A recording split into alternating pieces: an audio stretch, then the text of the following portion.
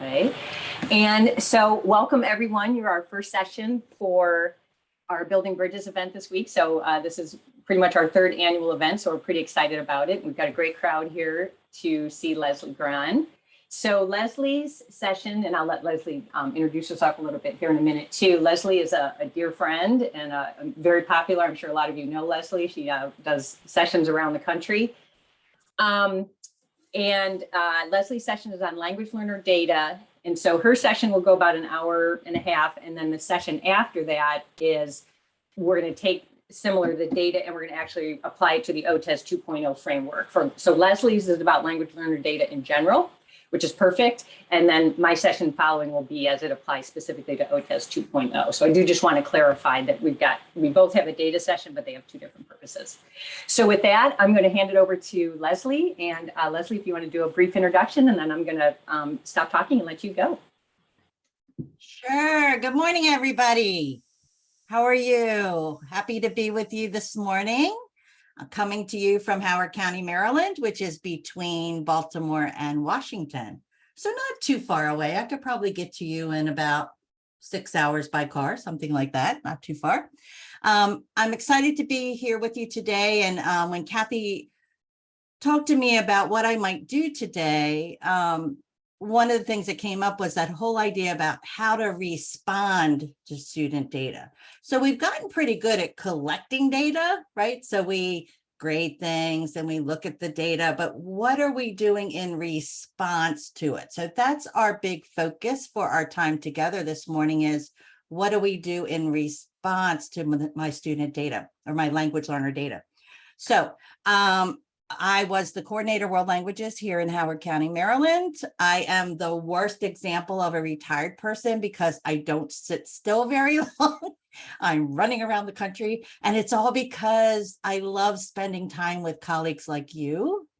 I also need you to know that I worry about you, even though I may not know you. I worry about you, and that's because in social media, I hear about how stressed out and traumatized, actually. Many teachers still are based on what's happened to us over the last couple of years. And so my mission in my retirement has been to curate and collect and create resources that I'm hoping take the tiniest little weight off your shoulders. And that would make me feel like I did something for you. And so that's what I'm all about. Let us get started with our presentation. So let me share my screen. Awesome.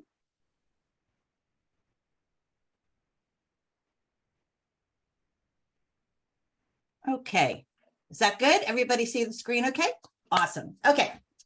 If you are not familiar with it, I have a website called gran4lang.com. So when I retired, I made everything in my life parallel. And so Gran name, for as in foreign and lang as in language. So you can find my website that way. You can find me on Pinterest that way. And you can find me on Twitter and Instagram that way. And so just remember at Gran4lang or Gran4lang, and you pretty much can find me anywhere. So that's what my website looks like. And you'll notice that black bar there says resources for the ever-shifting teaching landscape. That's where I was posting all the things during COVID to try and help you all make it through that whole strange transition that happened to us.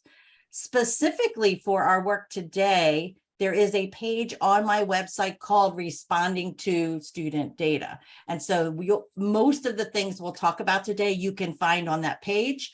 Don't worry, though, the materials link that Kathy shared with you is linking over into a folder I created for you. And in that folder are some documents and resources and also a links page for you. And so don't worry, you don't have to capture every single link right now. They'll be in that links page for you. So that's what my Pinterest boards look like. I'm up to close to 200 at this point. If you've never visited them before, I have Pinterest boards for themes you teach. I have Pinterest boards for different languages. I have Pinterest boards that are on pedagogical ideas, just as many things as I can collect and create for you as your colleague to support you through your work.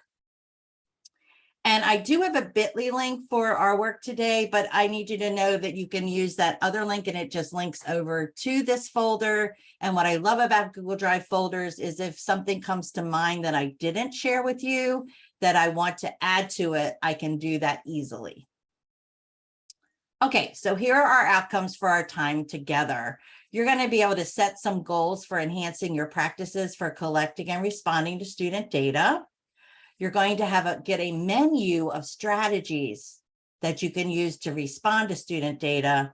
And you're going to analyze some student products and performances to inform your instruction. So the idea is that how can I look critically at the performance assessment, performances, and products students give me to decide what I should do next, to decide what I notice about the gaps and the strengths in my classes, right? And so we're going to take a look at how to dig deeply into that. So what I'd like you to do is first reflect on, since we're talking about data this morning, I'd like you to tell me, so what do you typically do with student data? So one thing would be, I record it in my grade book, right? So that's one thing you do. What else do you do with your student data? So I'm going to ask you to put in the chat for me some examples of what you do with the data. Do you talk to students about their data? So just tell me, what do you use? So you just graded a bunch of assessments. So what are you doing with it? So Sarah says, I have a Google Forms self-evaluation where students actually think about themselves and they self-assess. I use it in my classroom feedback to students. Miss Marita Cleaver, how are you? Okay. Reteach if I need to. Use it to inform my future teaching. Use student rubrics for feedback. So we use the exact language. See if we can move forward. Are they ready to move forward? Modify materials, adapt my lessons. I can use the statement checklist that the students complete. One-to-one conferences with students. Oh my gosh, that is so powerful, Margaret. Decide my next steps. Plan for modify and individualize. So you already have processes in place. So the whole idea is for you to feel validated that I am not telling you something you don't already do. I'm giving you some ideas you might use to think about it differently, right? And so I'm just giving you some new lenses to think about your student data.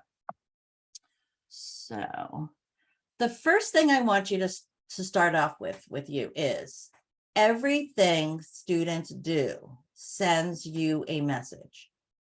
So it doesn't have to be a test. It doesn't have to be an assignment. It doesn't have to be something that's on paper or recorded. I also can tell through nonverbal cues. I can tell through walking around the room and listening in on students while they're working in pairs and small groups. All of those things are sending me a message. So the question is, am I tuned into the messages? And so it's one thing to walk around and kind of police whether kids are doing the task or not. It's another to use that as an opportunity to get some information around, okay, what am I noticing when I'm listening in on students interacting? What am I noticing are the gaps? What am I noticing are the strengths? And so that's what I want us to think about, is every single thing a student does, or I also should say, and doesn't do, sends you a message in some way, right? And so what are those messages and what do we do with those messages? And so here's some of the data we might collect. So we collect student oral responses. Now, the problem with those is that if I'm having students raise their hands and I am calling on individual students, that's not always giving me a great read on how everybody is doing, right? It's only telling me that the 5 kids that I called on during when we went over the bell ringer or the warm up know that one answer, right? And so we have to be careful about being validated by, oh, 5 kids got those all right, so everybody must be fine, because that is just a very small sampling of those 5 students for the one question they answered. We also need to tune into nonverbal cues. And so those are things kids aren't saying, but are saying with their facial expressions, their body language, right? We need to pay attention to that. Observational data, like I shared, when you're walking around and you're just kind of listening in. Student work is obviously giving me information. Student self-assessment, which several of you referred to in your responses in the chat, and student assessment data. So we've got lots and lots of data coming at us. And so we have to think about which of this data do I take very seriously and do a full out analysis of? Which of this data is just kind of happening day to day in the moment, and how do I respond to that data in the moment? So I love this quote from Carol Ann Tomlinson, and those of you who know me well know I really have done a lot of work in differentiated instruction, and I probably own about 10 of her books, but she talks about differentiation as being a way you proactively plan. So I have looked at data, and so I'm expecting certain things. So I'm being proactive, and I'm doing it through varied approaches. So we're going to talk about, well, what are some of those approaches you could use when you're responding to the data? And then I also need to be ready to anticipate certain responses to students, right? And so the idea is that I can anticipate certain things because things I already know. And then I also have to respond to them in the moment. So it's that proactivity and responsiveness that marry together that give me that whole, how do I take in the data and what do I do with it? So I want to think about, okay, so I have this data. How does it help me? Well, how does it inform you where students are in relation to the learning targets? So we have learning targets for our lessons. I can talk about my family and what they like to do. How does that data tell me whether they're close or far away from that target? And I do want to take a moment here because I just saw something on Twitter this morning. You know, we have to be careful what questions we're asking. For example, in exit tickets, like, what did you learn today? What did you like best about today's lesson? That's fine for like affective reasons. But if you're looking for data, we need to ask questions that give me information about whether they can do the can do or not. And so we want to be strategic that the questions we're asking to use to collect as data to inform my planning need to be substantive. They need to be about what we're learning, because otherwise they can tell me all kinds of things about what they liked and what they did and all this, but how close or far away are they from the target? How does this help me plan subsequent lessons? So as I'm collecting this data today, how is that impacting lessons that I have planned for the rest of the week? And many of us have those plans sketched out already. So then we have to adjust them and adapt them to make them work. How does it tell me, how does the data inform the need for additional input? Kids are still using the same words over and over again. There's very little variety. Everybody's tall, short, interesting, or funny, right? And so or intelligent. And so we have to give them more words. They need more things. So it says, oh, everybody's just sticking with that same little list. Let's broaden what they know how to say. What did I notice about gaps in skills in the modes? Okay, when we do a speaking activity, students look pretty confident, but then when we're doing a listening activity, I notice there's a huge gap. Students don't feel as comfortable in doing listening. So what am I doing about that? How am I actually doing mini lessons for them during guided instruction in one of my next lessons where I might teach them listening skills? Like, what kind of skills should you have to listen? We can't assume that students know how to listen and view well, right? We need to actually talk about what that skill looks like. And do they need more guided practice? Now, guided instruction, in my opinion, is one of the pieces of the lesson plan that many of us jump over too quickly. So we'll say, okay, so here's an example, da, da, da, da, da. Okay, now try it by yourself. And students often need more models, more examples. So what is it telling me in terms of a little mini lesson I might do tomorrow where we examine an example together? and we tear it apart so that then when they have to create something like that on their own, they've had this practice by taking apart an example. So I want you to think about that. It tells you much more than who's doing well in your class and who isn't doing well in your class, but it also can impact multiple decision points for you when you're thinking about your lesson planning. So here's something I hear a lot. Well, I went over the warm-up and all the answers given by the students were correct. And I asked if there were any questions and there were none. So I figured everybody was good and I moved on. Well, there's a huge problem with that statement. Number one, as I said earlier, you only know that the students who responded to the specific questions know those answers. Number two, you asked, does everyone understand? Or do you have any questions? Students will say, yes, I understand, even when they don't, right? And they won't ask questions, even though they might have questions. Think about your struggling learners, your reluctant learners, right? In your classrooms, they're not going to be that open. So the only way I can know where they are is to have them do something to show me. And so making sure that we don't give ourselves that false belief that, oh, everybody seems fine, let's move ahead. Did I really find out that everyone was fine right now? And so how am I making sure that I'm getting that data? So there's a book that I like called Transformative Assessment. It's by James Popham. He also has another one that has Transformative Assessment in Action. I think is the second one.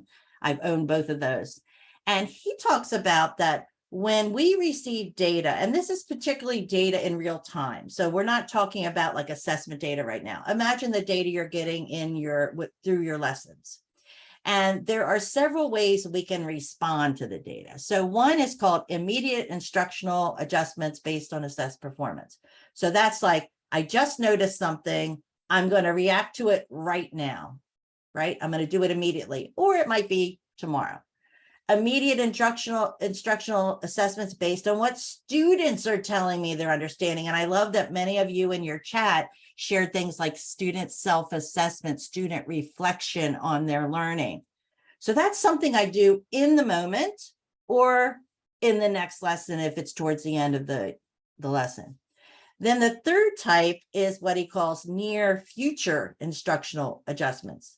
That's how is this impacting the lessons for the rest of the week? And so that's when I take what I learned through the data today and I'm changing some things. I'm adapting, I'm tweaking because of the data I got through today's lesson.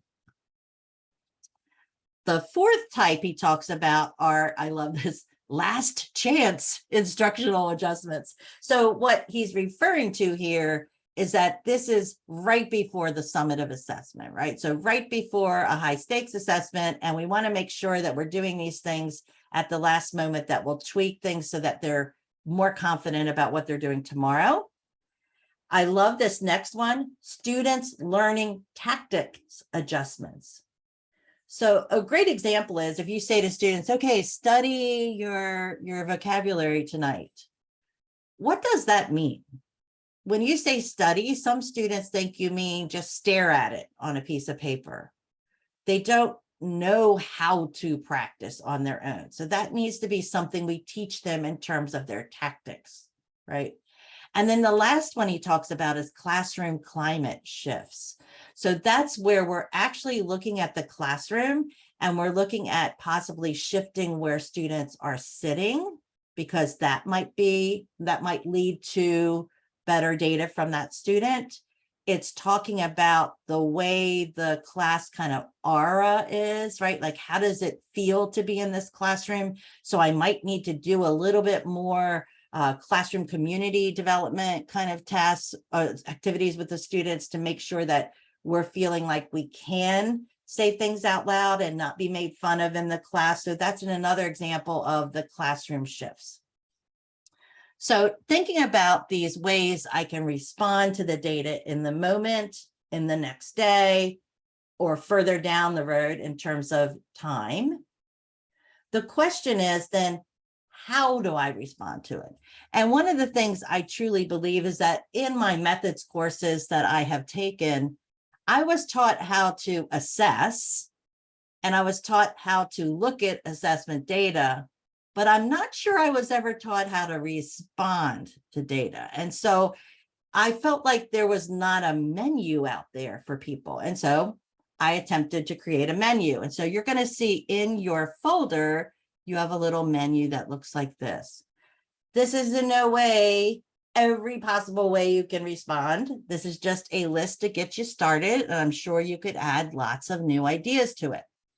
So I just got in some data in real time from my students. What might I do in response? So take a look at some of these examples. I might vary the mode of presentation or activity type. That means that instead of doing it the same way, because I saw many of you said reteach, and reteach is a word that scares me a little bit because we don't want to do it the same way, right? Because if it didn't work the first time that way, it's not going to work the second time that way, even if you say it louder, right? And so we want to switch up how we're doing it. And so if I presented it in a very oral way where I was talking and they were taking it in, this time we're going to take some manipulatives and move things around on the table to figure it out. It's the same idea. They're dealing with the material in a different modality, right? I might need to create some flexible groups. And when I say flexible groups, I mean that can be assigned groups because I'm going to manipulate who's in which group so that they have the support of their classmates while they're working with the tasks that relate to our theme and our can-do statements, right? And so I strategically place students in certain groups so that they get that support and they get the models from their classmates. Now, flexible grouping should sometimes be random, sometimes be student chosen, sometimes be teacher chosen. We should always be switching up how groups are formed because that helps students feel in charge and in control a bit, because there are times that I get to choose who I want to work with, right? Provide specific, meaningful feedback. And we're going to talk about feedback today. What does that mean? So gone are the days that we say to a student, good job. But instead we're saying after it, great job. Now, next time, try to ask more questions instead of just responding to your partner's questions, right? So I just gave them something they can do to level up, to increase their proficiency level. And I want you to try to do that one thing the next time you have an interpersonal exchange. I'm not giving them a big old list of things to do because that's going to be way too distracting and way too heavy of a load to hand over to a student. I'm just going to give you one idea. Try to put some more details in your responses. That's all I'm saying. Now, don't use really technical terms with them, like try to use more transition words. If they don't know what that means, that's not helpful. And so we need to say, try to use more transition words like first, next, last. Let me show you a little list of those expressions. Try to put those in your writing more often, right? So we want to be specific and meaningful in our feedback. And we'll do a whole little chunk on that today. Chunk material and break tasks into steps. So if we are noticing that when I'm giving students tasks that I'm totally losing them because I'm trying to do the instructions in the target language and it's too complicated. And so we want to break things down. I remember when we first adopted one of our textbooks in our district, chapter 1 of level 1 had 40 words, 40 vocabulary words for beginners in chapter 1. Chunk that down, right? So little bite-sized chunks. And if we know Generation Z, they live off of tiny bites of information, right? And so we don't want to give them big old lists. Model processes and routines. That's that guide and instruction piece. Oh, they need more models. They need more examples. Provide additional models and examples. Create tiers. Now, we're not going to get into tiers today, but the idea is that some students are still struggling with the challenge level I'm currently giving them, and some students find that way too easy. So I want to respond by maybe tiering the level of challenge during certain tasks, where there's a high level challenge, there's a mid-level challenge, and there's a a supported level of challenge. And that way everybody kind of gets what they need. No, I'm not doing that for every single task. I'm doing that very strategically. Create learning centers. Now, learning centers can easily be created by taking things you would have led anyway and then letting students do them, right? And so you put them out in the room, they're practicing speaking over here and listening over there, and then you strategically put kids in places where they need more support. So I need to practice listening more. And when you design learning centers, you can also have a teacher guided center where you pull a strategic number of kids to you and you're doing some sort of skill building with them that you know they need based on the data. You're going to provide them a scaffold or support. I'm going to give them a chat mat, a list of expressions, a graphic organizer, something that's going to scaffold them. I could use circumlocution. So when I'm speaking and students don't understand what I'm saying, I try to talk around it so that they get a better idea about the message I'm trying to get across. And they might just need more words. They might just need more input. So I'm sure you can think of some more ideas for your menu, but what I'm going to ask you to do right now is if you will please take a picture of your screen just to grab that menu. So not the whole slide, but just the menu picture, or you can take it out of your folder. It's totally up to you. But I'd like you just to grab it right now because we're going to do an activity next where you're going to need your menu. So let me give you a chance to grab that. Or you can get it from your folder. Either way works.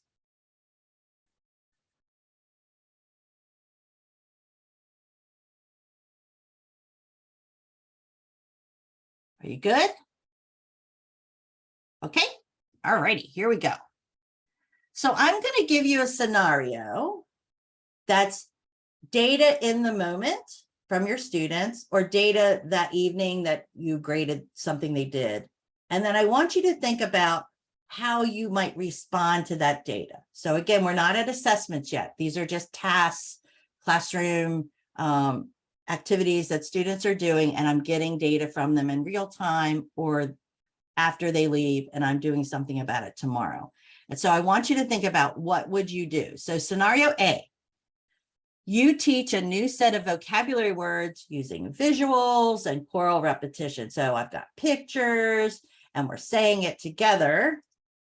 And after I check comprehension, about half the students cannot produce what was taught.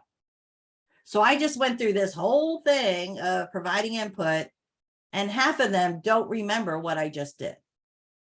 What are you going to do? So I want you to use your menu, and I want you to go in the chat, and I want you to tell me, how would you respond to scenario A? What are you going to do? And if you have a great idea that's not on the chat, I would love it because, not on the menu, because then I can add it to my menu, right? Vary the mode of presentation. Tell a story, Ivy. I love that.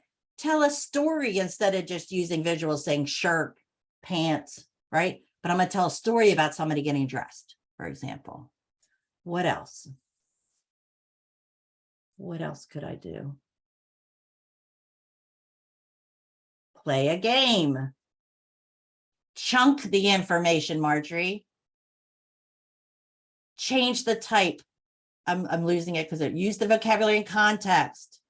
Use assigned pairs or groups, right? So you say, okay, right after this, now I'm going to put you in groups. Draw instead of just showing pictures, draw. Have them find the picture that goes with the words. Provide a tiered approach to the activity and support the students at different levels, Margaret says. Carla, have students create a crossword puzzle, like do something with the vocab instead of just taking it in and trying to remember it. Have them do something. Tie the vocabulary, Yasmin, tie the vocabulary to motions they can do, right? So that's the idea, is that when I'm on my feet and I'm trying to respond to data in the moment, what might I do? Okay, let's try out another one. Students listen to an audio segment and they complete a Venn diagram afterwards. Formative data, you notice that most students were only able to capture 2 out of the 6 responses you were looking for. What will you do?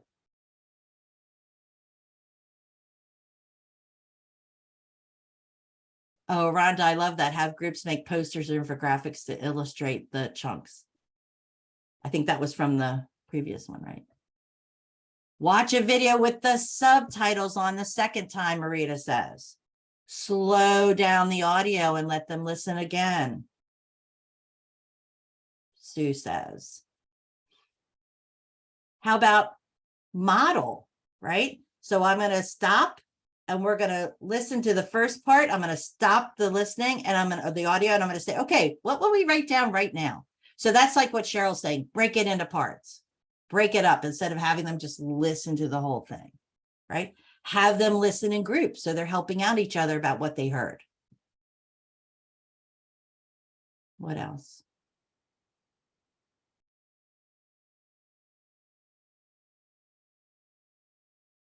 Chunk the video, compare their diagrams so they get to now turn to a partner and say, what did you get?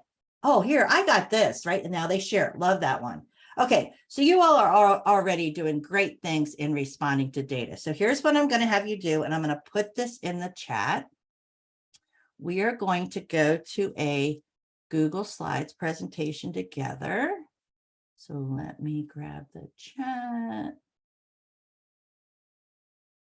Okay, here's your link. I just put it in the chat.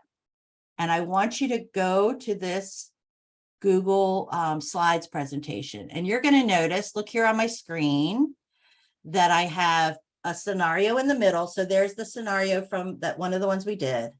And then there's sticky notes around the outside. So I just want you to randomly go through. I think there's like all the way up to the letter N. So you can skip around. You don't have to just work on the first one. So some people start in the middle, some people start at the end, do every other one, something like that. So we're not all 60 on one at a time. And I just want you to play around with, take these different scenarios and think about, what might I do in response? So just playing around with using your response menu a bit and playing around with choosing the response that you might take. And so I'm going to go there with you. All right. And so you should be able to write on the sticky notes. So just light them up and then you should be able to write on them. If not, go ahead and make a text box because you have editing rights. And so try to spread out a bit. There are, how many? There are 16 slides. So instead of everybody being towards, oh, thank you. I've got some people down the end. Thank you so much. So if you see a slide nobody's using, try to go to that slide so we're not on the same one at the same time.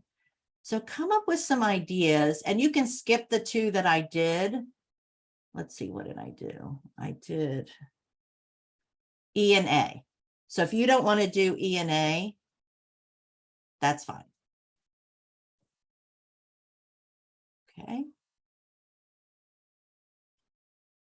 So just being able to to apply what we've talked about so far in terms of ways to respond to data in the moment.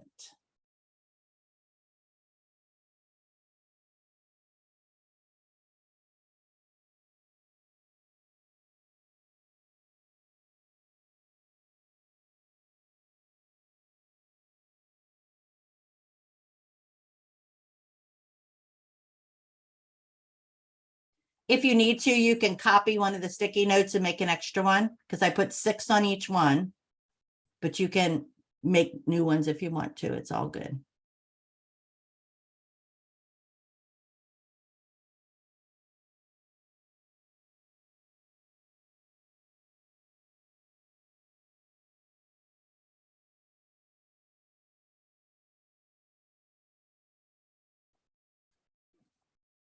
I love using this thumbnail view because I can see who's working on which one. I can see in real time what's happening.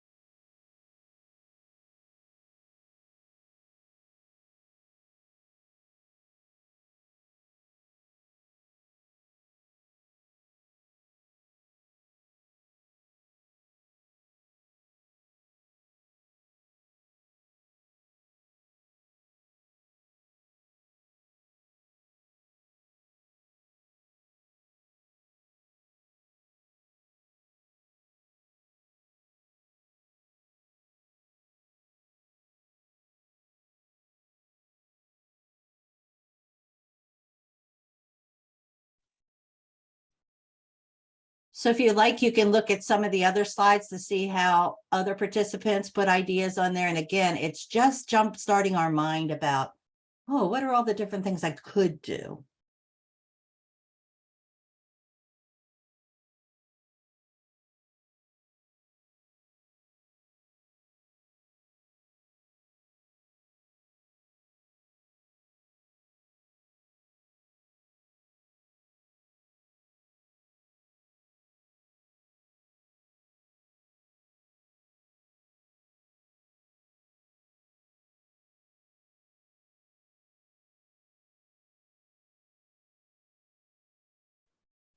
Okay, about 30 more seconds.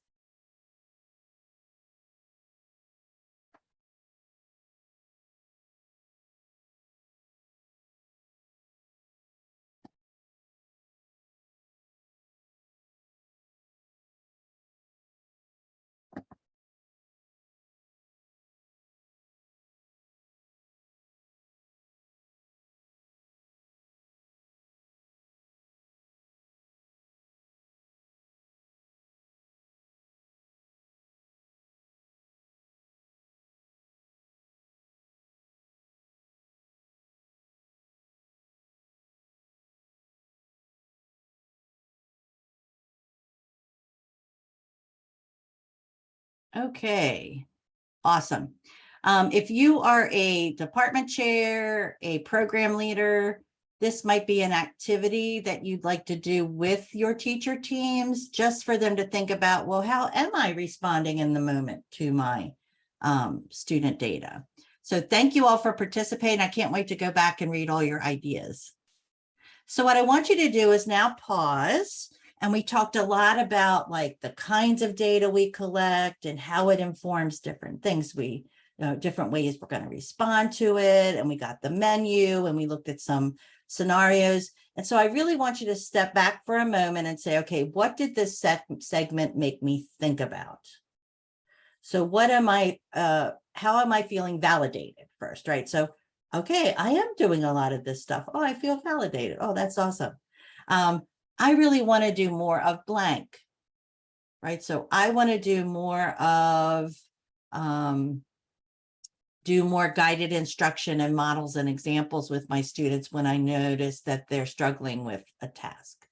I want to chunk things down more. I want to pay attention to chunking when I'm doing things. So just think about a takeaway that you might have from this first segment so you can kind of digest what it is we've been talking about through this first part. And I'm not going to ask you to share. I'm just asking you to stop and think. Okay, so the next thing I want us to think about is that one of the strategies we can use in using data is to give students meaningful feedback and also allow them to be in charge of how they think they're doing, right? So that whole student self-assessment and goal setting.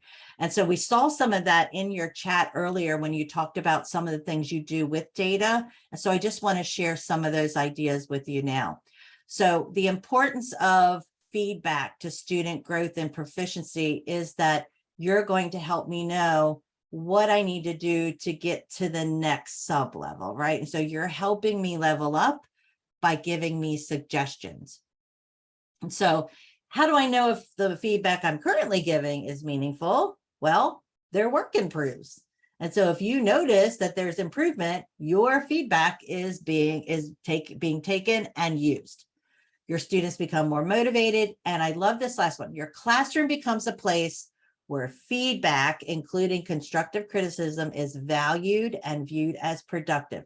So we give each other feedback, and that's leading to ideas like peer feedback, right? So we give each other feedback so that we can all, because we know our focus in this class is to continue to grow, to become better and better communicators, right? And so we want that to be normed in our classrooms. It's just how things work here. We get feedback and then we do something with it.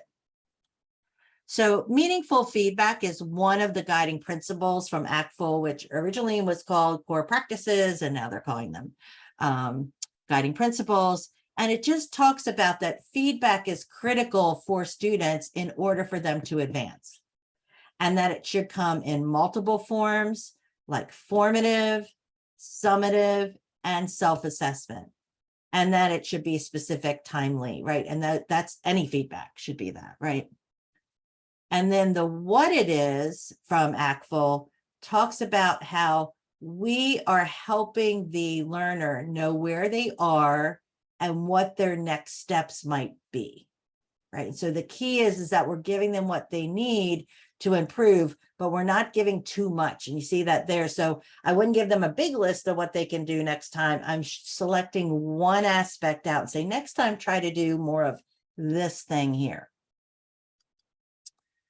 And so I can give students some formative feedback, which is just designed to move them forward. Summative, that provides an assessment of their performance, and then reflective, where students are doing their own self-evaluation, self-assessment, and reflection. And so the whys, well, it promotes ownership and builds their confidence. And that's what we're trying to do, is we want to constantly build confidence in students that they can continue to grow in their proficiency and become better and better communicators. We want them to actually use it and see the impact on their performances and products. And we want them to self-assess and reflect. So many folks, and no, you're not supposed to read this, or be able to, because it's just a screenshot. Many districts have come up with kind of like feedback lists that they've created so that the teachers have a menu to select from when they're giving feedback. So you're not having to invent the feedback every time, right? But instead, you're able to look at a chart of some sort that will help you know what to say next. So here's some examples of meaningful feedback I might give a student after they have done a presentational product or performance. Practice combining your words and phrases to form simple sentences. So that's a very low level. That's a novice feedback. Try to use a variety of vocabulary. Make your writing more interesting by forming sentences or questions in different ways. So as you see, as you go down this list, you should see the proficiency level increase, right? So down at the bottom, it's like offer written solutions to problems. Well, that's something a more high, intermediate, or advanced learner can do. And so we want to make sure that whatever feedback I give them is appropriate to where they are now and where they're going to go next. Here's some examples of interpersonal feedback you might give students. And again, I would just select one of these to have a student work on the next time.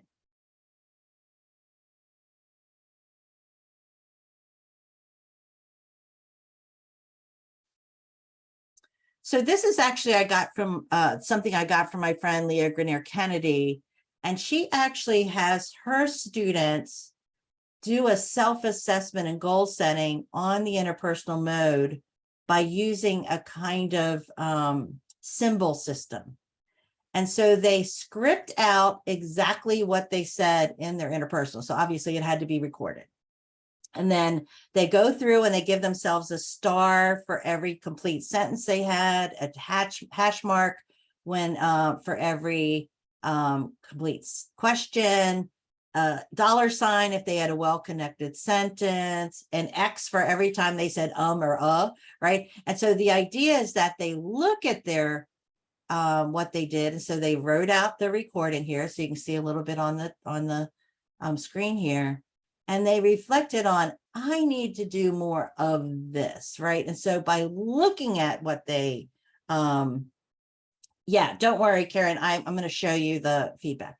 And so this is them looking at how they did and then marking up, oh, I kind of did well there, but oh, this wasn't really a complete sentence. And oh, right. And so I love that students are self-assessing there.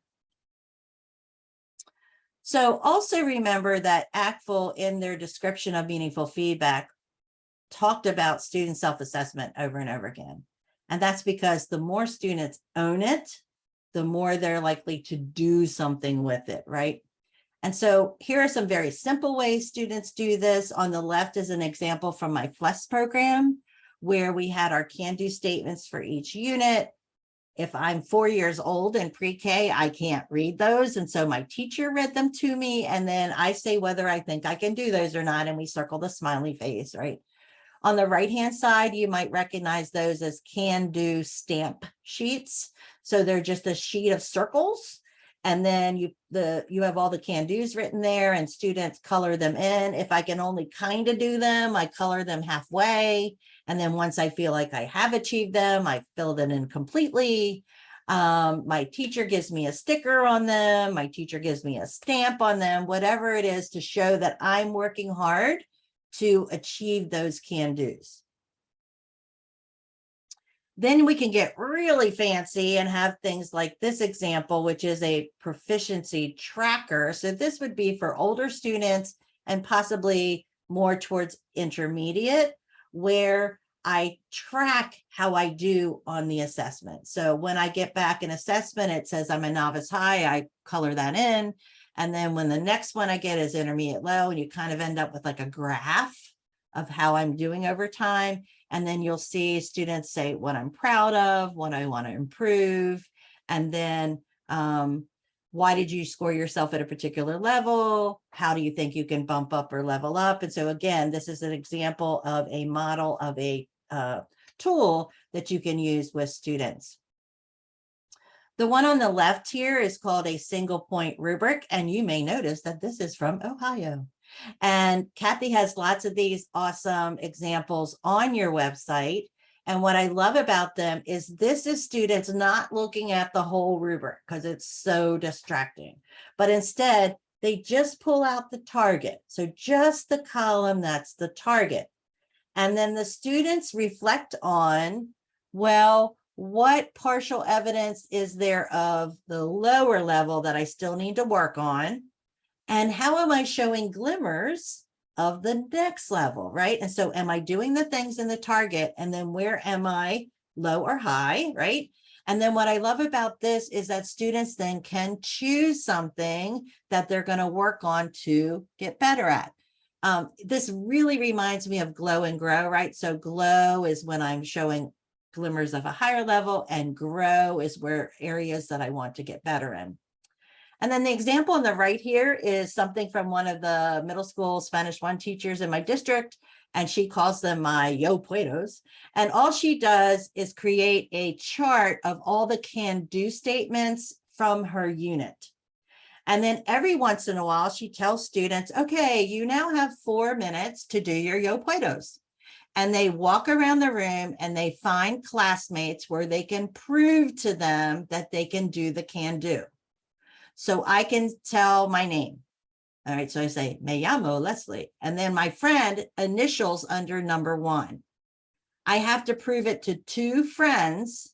And then I also have to prove it to the teacher that I can do it. So you see Senora is on the last column.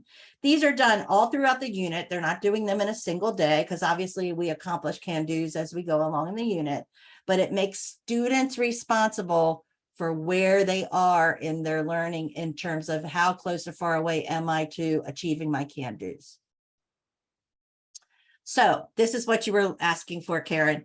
This is a link to a folder on Google Drive, and let me close this so I can put it in the chat. Ooh, don't want to do that. Let me put this in the chat for you. And so this is a link to some feedback tools that I've just collected from various places. And so if I were to go there with you now, you'll see that there's lots and lots. So here's that one I just showed on the screen. Here's the single point rubric I took from the Ohio website. These 2 are from my district down here. This one over here, you might recognize as a stamp one, right? And so just collected lots of different resources for you to then take some of this language off of it and create your own feedback lists, right? And so I highly encourage you to create kind of a menu for yourself of different feedback you would give a student to go from novice mid to novice high, for example, if you're teaching level 1 or 2. And then that way you have a quick reference of what I want to say. You're not having to think up what you want to say in your feedback every time you give feedback, right? And so I encourage you that if you have a way to create like drop-down menus, that's what my teachers were working on before I retired. Once we had Canvas, and we were looking at creating drop-down menus with the rubrics so that we can grab language from the rubrics for the students to use as feedback. So whatever works for you, but you have these resources to refer to if you're interested in grabbing some of these and then designing your own. Because let me tell you, as language teachers, what we're really good at is looking at what other people did, and then we mush it together to make our own, right? And so my goal is to find these things for you, and now you get to make your own tool out of them. Okay. In your folder, you're going to see that I gave you a self-assessment from the TEL project, and the TEL project is the Teacher Effectiveness for Language Learning. This was done, oh my goodness, maybe 2010-ish, maybe, where a bunch of leaders in our profession got together and came up with, it was all during the time when teachers were being evaluated using Danielson and Marzano and the different frameworks. And so they were like, well, why don't we make one that's specific for language teachers? And so that's what the TEL project is. That's telproject.org. But I will tell you that many of these things have migrated over onto the Pearl website. And so that's the link I have down here in the bottom for you, because the updated things they're putting there. So this may look different to some of you than ones you've used before, because this looks a little bit more updated. The one I put in your folder is on performance and feedback. And so I want you to think about how you're doing feedback, how you're responding to student data, etc., through your teaching. And so this is a great self-assessment. We're not going to take time to do it right now, but I just want you to know that that's something you can take a look at. And you can see here, I zoomed in on the feedback portion of it, the feedback, peer feedback, and self-reflection piece. Holly, on my page called Assessing and Student Assessment in World Languages, which I have linked in your links page, you're going to find the Yo Puedo there. So a lot of these self-assessments are all on the links that I've given you. Awesome. Okay, pause. We just talked about meaningful feedback, student self-assessment, and goal setting. So I want us to pause for a second and think about, what are you still wondering? Does anyone have any questions they want to ask about this? I am paying attention to the chat, so I've been answering lots of those. But does anybody have a question now that we're doing a little bit of a pause? And just turn your mic on, raise your hand, put it in the chat. Just something that this last segment has made you think about in terms of feedback, self-assessment, and goal setting. And that's how students use their data, right? That's how students are taking charge. Anybody? Do you know what's interesting, Cheryl? She's asking about how do I get students to be honest. What we find is students are harder on themselves than we are. And I think the way to get the most accurate self-assessments is to make sure students understand proficiency. Do they understand the rubric? Do they understand what the language of the rubric is trying to say to them? Have we practiced doing this together, right? Remember, one of my mottos is model, model, model, model. We constantly want to model things and practice, right? Students may not understand the lingo. We need to explain it better to them. Very good. How often, Carla, you asked, would we do self-assessment? At least once per unit. Obviously not every day, because every day can really seem too arduous. And so think about where those touch points are, those benchmarks along the way throughout your unit. Maybe 3 times throughout a unit might be a great way. It depends on how long your units are. Do I collect students' self-assessments? I think that this teacher actually does, just to have them feel accountable, because after all, they are middle school students.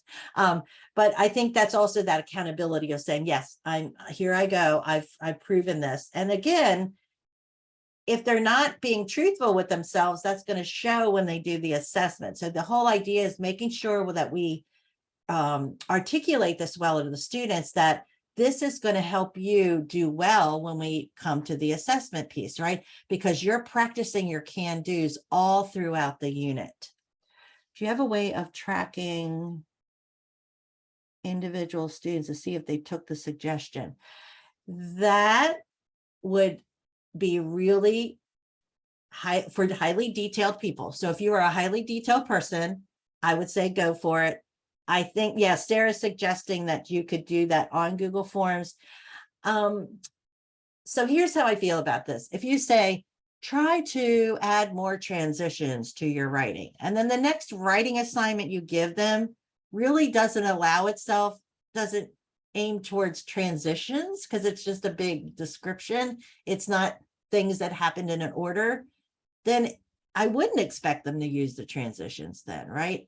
But it might be when they do their journal entries or their free writes, they're trying to use more of those, right? So I want to be careful about policing the feedback, because it may not always be appropriate to the different prompts that we're giving kids.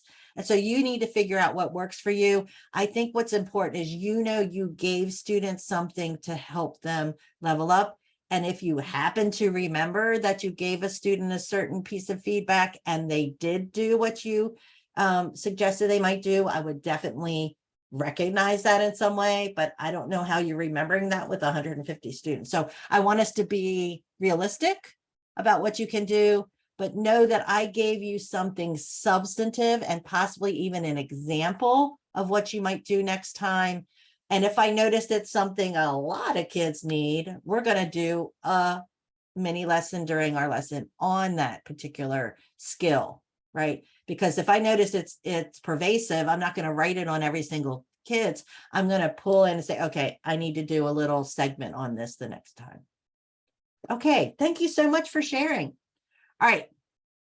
So now let's talk about when you get proficiency-based data. So what I'm talking about here is you're actually giving some sort of performance assessment, an IPA, something along those lines. How do we respond to those? And so I think I'm going to, do you think it's okay if we do a quick breakout room, Kathy? I'm looking at the time.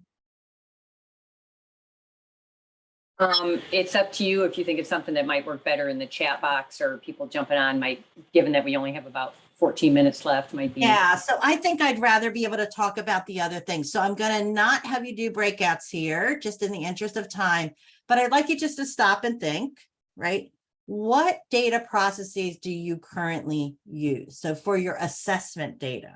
So some schools have actual protocols they follow. They have a data protocol they've adopted for their whole school. So it depends on whether you're in that kind of situation or not. Do you just look at your data by yourself? Do you meet as a team and put your data kind of out on the table and look at it not only at the class level, but at the program level? Like, how are all of our Spanish 2 students doing on the summative assessments we've agreed to all give in common, right? And so just think about your current processes. And the reason I wanted you to do that is because I'm going to share some new ideas with you, and I'm hoping pieces of this might inform what you do in your process. And so again, if you're being asked to follow a particular protocol, I'm not encouraging you to go against what your school or district is asking you to do, but I'm giving you some more ideas about how we can look at the data. Okay, so the question is, I scored the task, now what, right? And so the question is, I just gave a summative task, a formative task, an IPA, whatever it was, and what do I do with it? So one thing I might do as a result is revise the task. So when I look at the data, I'm like, this obviously wasn't clear to kids because they're not giving me what I wanted. What is wrong with my directions? What is wrong with the bullet points that I gave them? Whatever it is. Obviously, I'm going to adjust my lesson planning, and I'm also going to analyze how students did. So in your folder, you're going to see a little document called Analyzing Language Learner Data. This is just something I put together so you're able to take it and make it yours however you like. But I'd like to kind of go through it with you first. So what I'd like you to think through is taking a set of student work. So let's say they did a writing prompt for you today that was an on-demand or polished or whatever it was, and you're counting it as an assessment. So I have them in front of me. So I want you to sort them into 3 piles. I want you to sort them into meets the target, exceeds the target, has not yet met the target. So you can call that high, mid, low, emerging, developing, advancing, whatever you want to call it. You're putting them into 3 groups. Try not to look at students' names. So when I do this in real person with people that bring work to the table, I have them fold back the names. Why? Because we have certain expectations of certain kids. We think that certain kids are definitely going to fall below and certain kids are definitely going to fall above. And sometimes that is not true. And so we want to be careful about assumptions. And then I want to look at how they fell out.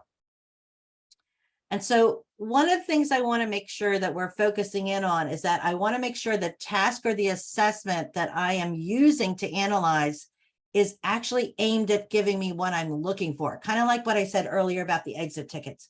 Make sure that it's telling me, can they do the can-dos?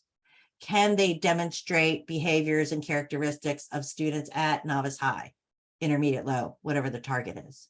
And I want to make sure that I tell students that, you know, what I decided to do today is based on what I noticed you need because I looked very closely at your writing yesterday.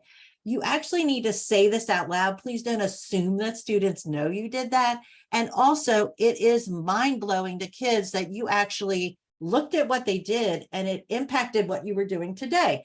I thought somebody told teachers what to say. I had no idea that they customized what it was they did with me. We need to tell kids that, because that way I can say to a kid, you know, if I never get a piece of writing from you, or if I never hear from you, how will I know what you need? How will I know what you need to grow to the next level? That's why I need it from you. Not because I'm trying to torture you to speak out loud in front of everybody else. It's giving me great data about how I can help you grow and become more proficient. So if you look at the little, the document I put in there for you, we're first going to start out by putting all the background information at the top. So this is just typical, like, what was the assessment on? What's your target? Was it interpretive, interpersonal, presentational? Was it all 3? If it was an IPA, right? So then the next thing I'm going to do is I'm going to put the targeted proficiency level in the shaded area in the center. So let's say intermediate mid was my goal. So then 1 box to the left, I'm going to put intermediate low, and then 2 boxes to the left, I'm going to put novice high. And then on the right-hand side, I'm going to go up 2 levels. And then I'm going to start putting students' names or initials under the different columns. So if you don't want to write their whole name out, you can put their initials or something that reminds you of who they are. So that's the first step. The next step is, what do you know about the learners who fell into each of these columns? So I want you to just look at who fell in the target area, who fell 1 below, who fell 2 below, who fell 1 above, who fell 2 above. What do you know about those learners? And so this is the important piece where we really look at the group, and that's why the stacking works for me, because now you just look through that stack, right? And you're like, what do I notice about these kids? Who are these kids? What do we know about them, right? Then I'm going to notice, well, what are the strengths that are coming through my data? What gaps and areas of growth are coming through the data? So what am I noticing kids are really good at? Well, I want to make sure I reinforce that and tell them, oh my goodness, you all are really getting the idea of putting detail in your sentences down, right? I want to reward that through positive reinforcement. And then I also want to see, where are the holes? Where are the gaps? Where do they need to grow? And then the next part is a big old chart. So you'll see on your form that I created a big chart of, so now what? So the first column is, what am I going to do? So what am I going to do as the teacher in response to this data? I'm going to try to use more target language. I'm going to provide more scaffolds and supports. I'm going to do more modeling. And do you notice that these are all linked? So that means that if you want to use more target language, you click here and I take you to those resources. If you want to use more scaffolds and supports, you click here and I'm going to take you there. All right, what do the students need to do more of? They need to do more goal setting. They need to speak in the target language more. They need to do more peer feedback. They need to use the rubrics more. They need, right, whatever it is. What additional opportunities might I offer students in my lessons? More practice listening, more practice speaking interpersonally, right? So you can see in this list, I just don't have integrated tests here because that's really falling in a lot of these areas here. They need more writing practice. They need more parent small group work. And then what do you need? So this is really interesting piece of this. As I put this together, I was thinking about how do district people know what their teachers want to know more about? And so through this analysis, you can go to your department chair, your program leader, your supervisor, and say, I really want us to do some more professional learning around backward design. I really want to do more professional learning about differentiated instruction. This is you asking for what you need based on data, not just randomly saying what you need.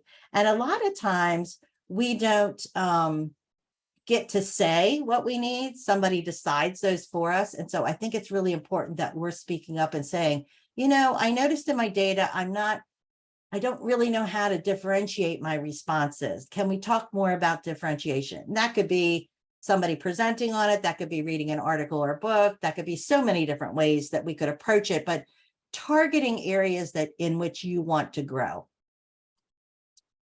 And then finally, what are the implications to your program? So I want you to pull out the lens. What does this data tell you in terms of your curriculum? What do we need more of? What needs to be more clear in our curriculum to improve our data? What resources do we need? What do we need to do to our common assessments to make them better? What professional learning? What targets might we change? What might we do about student placement?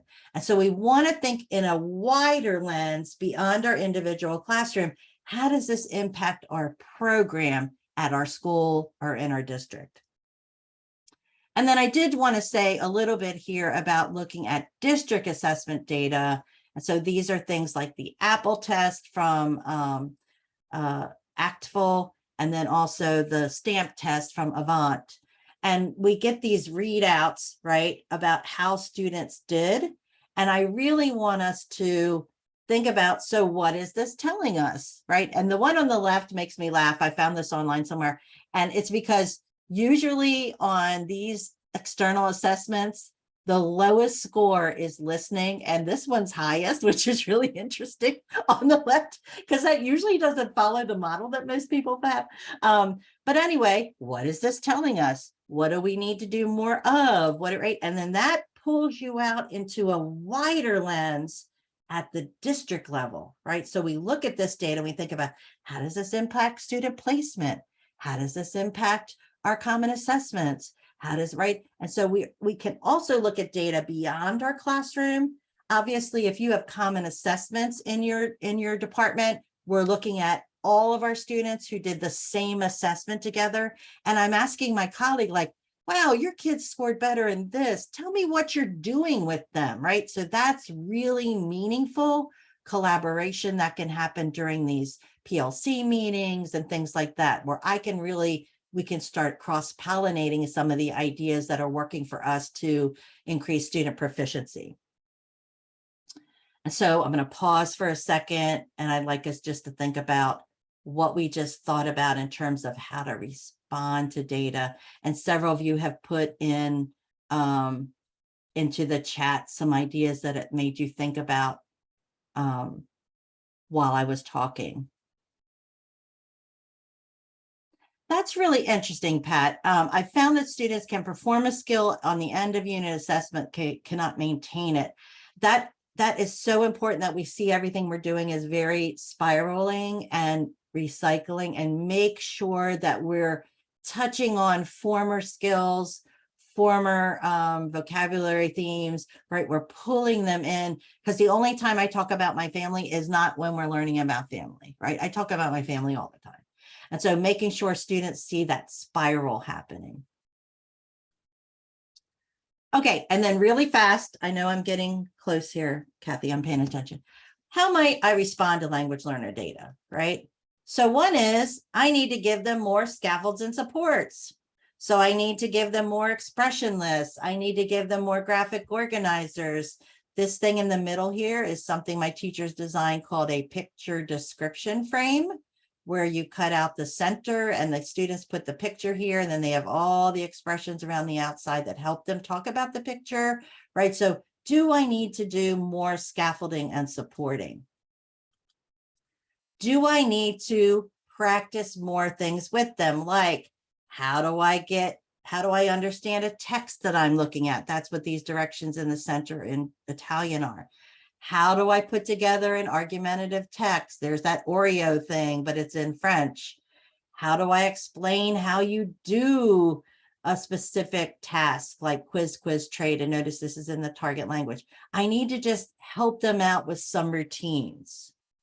I need to do more modeling with them, right? So I need to say, okay, let's come up with some ideas here, but don't forget, if you only give me words, you're way down here.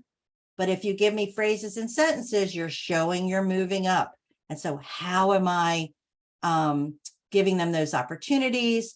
And then when I notice things like they aren't doing their sentences are too short, they're using very choppy sentences, I do a whole mini lesson like you see on the screen where we practice making our sentences more detailed.